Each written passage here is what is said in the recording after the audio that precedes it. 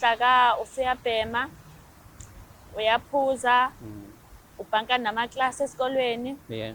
Uma ngikhuluma ngiphuza but angikhulumi Oh. ngento yokuthi umuntu ahlala aphuze. Ngikhuluma ukuthi weekend ne-weekend nje ayimposi. Uhlezi edakiwe. Uma ngadakwa ngunhlaka uqhunyiwe.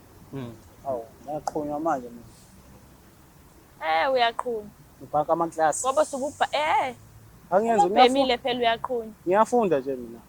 Ufunda masekuthande wena. Nabo labangani bami babalayo abantu engisuke ngihamba nabo ngiyofunda la. Uhamba nabo bafunda kiphi ngoba bahlezi bela ekhoneni Spa?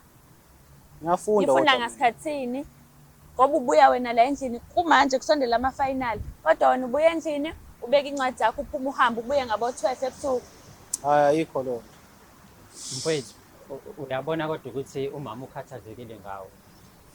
Ngiyabona. Iqiniso lela lishoyo yalikhulumayo ukuthi wena usushintshile ubungcono nifika la eThekwini but manje akazi ubhaliswe yini nakhona sekuhamba isikhathi wena itheki imali zokubhayizisa nje thola abangani abasha ushintsha indlela yakho kwenzakalani mfowethu? Hayi bafole ukubhanka amaklasi ayi angwabhanka amaklasi.